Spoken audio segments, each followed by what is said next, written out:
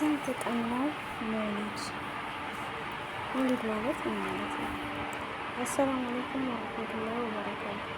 ውድ የተከበራችሁ የቻናል ቤተሰቦች በያላችሁበት ያለ ህዝነት ረህመት ከእናንተ ጋር ይሁን። ከዛሬ ደግሞ በአዲስ ቪዲዮ ሳደርኩት ማለት ነው።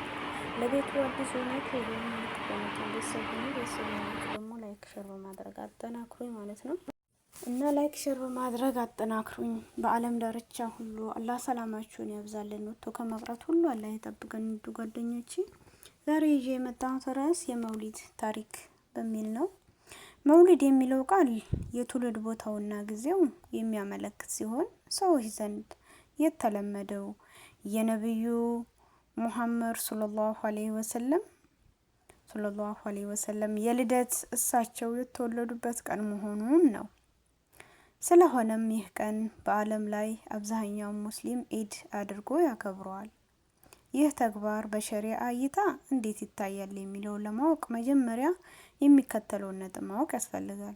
አንድ ነገር በሸሪዓ የተፈቀደ ነው የሚባለው አላህ ያዘዘው ወይም ነብዩ መሐመድ ሰለላሁ ዐለይሂ ወሰለም ያዘዙት ወይም ፈለጋቸውን እንድንከተል ያዘዙህ ሷሃባዎች የሰሩት ሲሆን ነው። ከዚህ አንፃር መውሊድ ማክበር አላህ አላዘዘውም፣ ነብዩም አላዘዙበትም፣ ሷሃባዎችም አልሰሩበትም። ከዛ በጎላም የመጡት አራቱም አኢማዎች አልሰሩትም።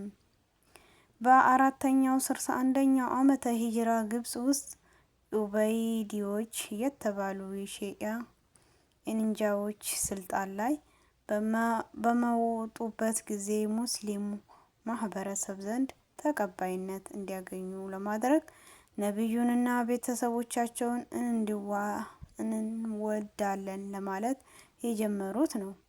የነብዩ መውሊድ ብቻ ሳይሆን አጠቃላይ 6 መውሊድ ነበረ የጀመሩት። እነርሱም የነብዩ መውሊድ፣ የዓሊ፣ የፋጡማ፣ የሐሰን፣ የሁሴን፣ የመሪያቸው ነበሩ። እነዚህ ሰዎች ማን ናቸው ካላችሁ አብረን ማንነታቸውን እንይ። ኡበይዲዎች የሚባሉት ሺኢዎች ሲሆኑ ፋጢሞች፣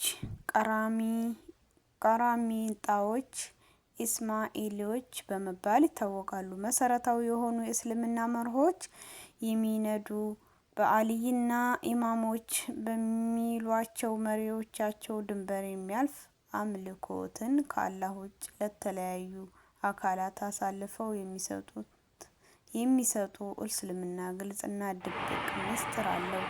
እኛ ድብቁን ነው የምናውቀው፣ ነብያቶች ግልጽ ነው የሚያውቁት፣ እሱን መከተል ኩፍር ነው የሚሉት ናቸው።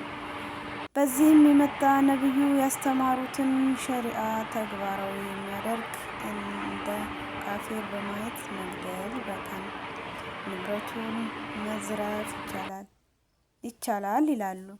ከዚህ በመነሳት በ300ኛው ዓመተ ሂጅራ አካባቢና ከዛ በኋላ ከዓለም ወደ መካ ለሐጅ የሚመጡትን ሱነይ ሙስሊሞችን በመግደልና በመዝለፍ ከተለያዩ ሀገራት የሚመጡ የነበሩ ሁጃጆች ከሐጅ እንዲቀሩ ያደርጉ ነበር።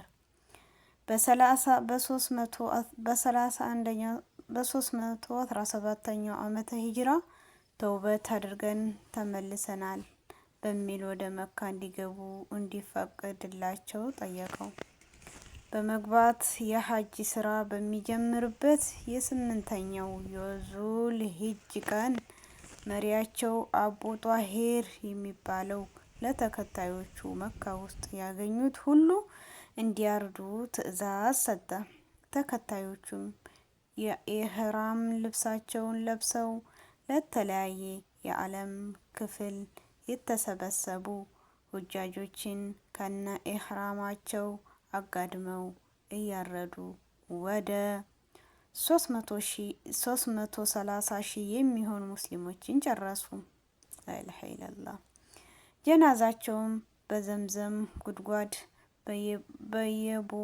በመጣል የተከበረውን ካዕባ በሀጅ አድርጌዎች ያጠፋ በሀጅ አድራጊዎች ደም እንዲጨቀይ አደረጉ። ቀጥሎ መሪያቸው የካዕባን በር ገንጥሎ አውጥቶ ከካዕባ ላይ ወጥቶ ቆም ዝንሆን ያጠፋው ጌታችሁ የታለ? እኔን ለምን አያጠፋኝም? ብሎ በመፎከር ለተከታዮች ሀጀርን አስወድን ነቅለን እንዲያወጡ አዘዘ። ሀጀር አስወድን ነቅለው ይዘውት ሄዱ። ለ20 ዓመት ያክል ቦታውን ባዶ አድርገውት ያቆዩ ናቸው። እነዚሁ ሰዎች ናቸው እንግዲህ ታሪካቸውን ከሙስሊም ከአእምሮ ለመፍቅ ነቢዩን ቤተሰቦቻቸውን እንወዳለን በማለት መውሊድን የጀመሩት። ታዲያ እነዚህ አካላት የነቢዩ ወዳጆች ወይስ ጠላቶች የሚባሉት? ይህ ተግባር የነቢዩ ወዳጆች ኩለፋ የኡማው ፈርጥ የሆኑት አቡበከር፣ ዑመር፣ ዑስማን፣ አሊይ ረዲየላሁ አንሁ አያውቁትም። በመሆኑ አላህ ያመፀ ሰዎች ያመጡት ቢድዓ ነው። የነቢዩን ጠላት ትተን ወዳጆቻቸውን በመከተል ሱናቸውን እንተግብር። አላህ ሀቅን አውቆ ከሚከተል ባጢል አውቆ ከሚርቅ ያደርገን። አሚን ያ ረብል ዓለሚን። ያቸው ሱብሃንአላህ። እንግዲህ የመውሊድ ታሪክ ይህን ይመስላል ማለት ነው። ስንት እዚህ ላይ ቀጣይም አለ አላለቀም። ቀጣይ ይዤው እመጣለሁ ማለት ነው።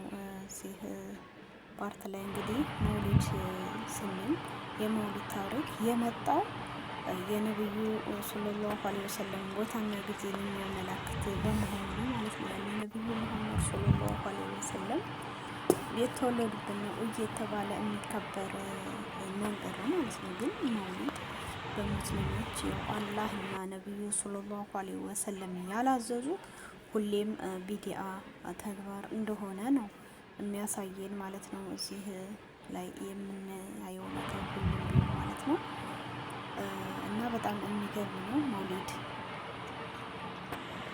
ብለው ስንቶቻቸው ናቸው የሚያከብሩት የምናከብረው?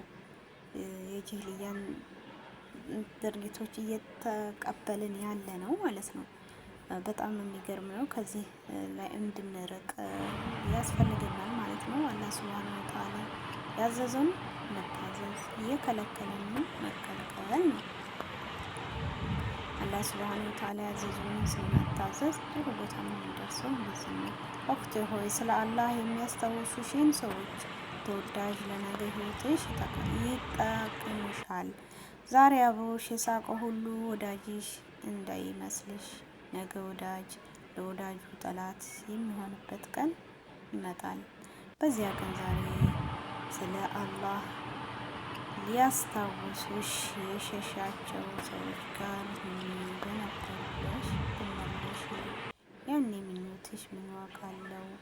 አላሁማ ቀረብና ኢለይክ ወአድኸል ፊ ኢባዲክ። አላሁ ሶሊ ያ ረብል ዓለሚን። አሚን።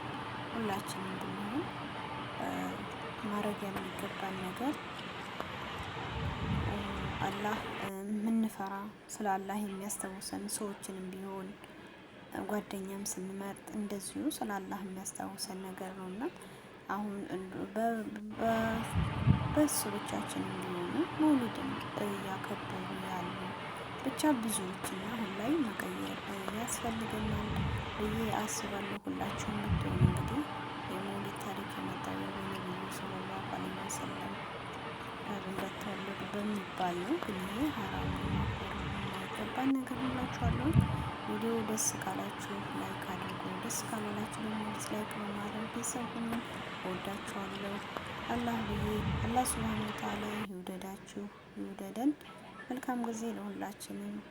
አላህ በያለንበት በያላችሁበት የአላህ እዝነት ራህመት ሁሉ ከእናንተ ጋር የሆኑ ወዶችዬ ወጥቶ ከመቅረት ሁሉ አላህ ይጠብቀን።